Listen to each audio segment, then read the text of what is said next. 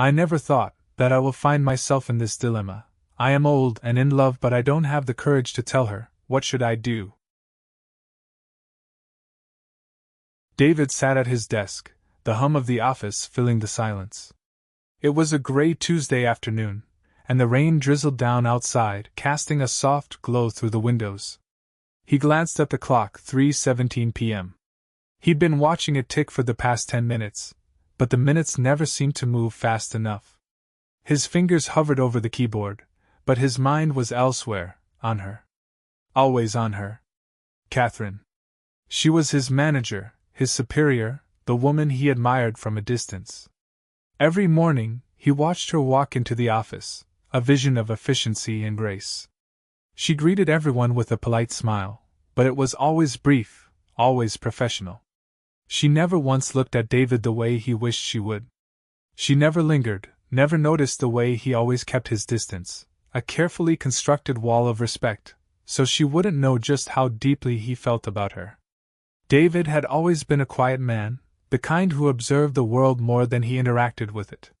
He was in his 40s now, and though he'd had relationships before, none had come close to what he felt for Catherine.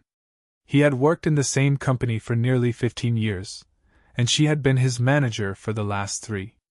But in all that time, she had never once looked his way, at least, not in a way that made him believe she saw him as anything other than just another employee.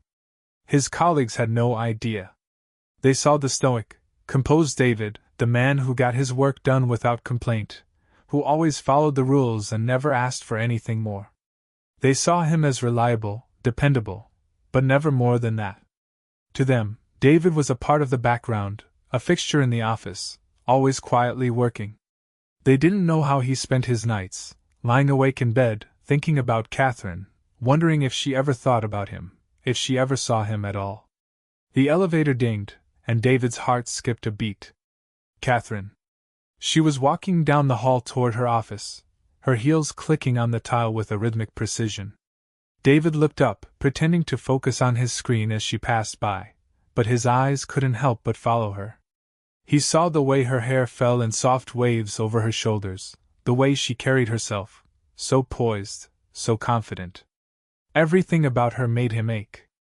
For a moment, he allowed himself to imagine a world where things were different.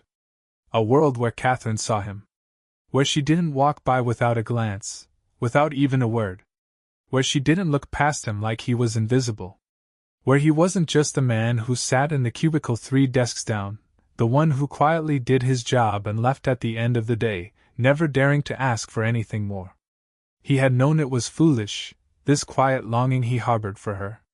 She was out of his league, too smart, too driven, too perfect for someone like him. And yet he couldn't shake it. He couldn't stop the way his chest tightened every time she spoke. Her voice was calm, controlled, but it had this warmth to it that David longed to hear more of. And when she laughed, it was like a melody, soft and genuine. He had heard it a few times, but never directed at him. It was always when she spoke to someone else, when they made her smile. David sighed and rubbed his temples. He needed to focus. He needed to get through the day. But it was so hard when she was so close, when the air felt thick with the weight of his unspoken feelings. It was nearing the end of the workday when Catherine came over to his desk. David looked up, startled. She was standing there, holding a file in her hands, her brow furrowed in concentration. "David, I need you to take a look at this report. There's an error in the numbers I can't quite pinpoint. Can you help me with it?" David blinked, unsure if he had heard her correctly. Catherine needed his help? He swallowed hard and nodded, trying to keep his voice steady. "Of course," he said, quickly standing and walking over to her. She handed him the report, her fingers brushing against his ever so briefly.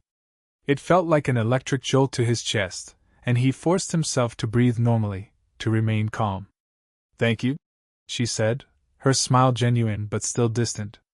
It wasn't the smile he longed for, the one that could make him feel seen. But it was a smile, and that was something. David took the report and began to study it, his eyes scanning the numbers. He was hyper-aware of her presence beside him, of the way she smelled faintly of lavender and fresh linen. Her scent filled his senses, making it harder to concentrate. He focused on the report, though, not trusting himself to speak, afraid of revealing how badly his heart was beating. "Here," he said, pointing to a column. "There's an inconsistency in the second-to-last row. It's a typo. The numbers don't match." Catherine leaned over to look, and for the first time, their arms brushed, her skin warm against his. David's breath caught in his throat, and he quickly stepped back, praying she hadn't noticed his discomfort. "Ah, yes. That's it," she said with a relieved sigh. "Thank you, David. I knew I could count on you." And then, just as quickly as she had come, she was gone, walking back to her office, leaving him standing there, the lingering warmth of her presence still on his skin. That evening, David sat at his desk alone, his work done for the day. He looked at the clock, 6:10 p.m. He was the only one left in the office. He could hear the soft hum of the fluorescent lights overhead, and the quiet sound of his own breathing. He had hoped for a sign, for something more than what he had just experienced, but it was clear, Catherine would never see him the way he saw her. He stood up, grabbed his coat, and headed for the door. As he passed her office, he glanced inside. Catherine was sitting at her desk, still working, her face illuminated by the glow of her computer screen. David took a deep breath and, without thinking, walked past her door. He didn't stop. He never would.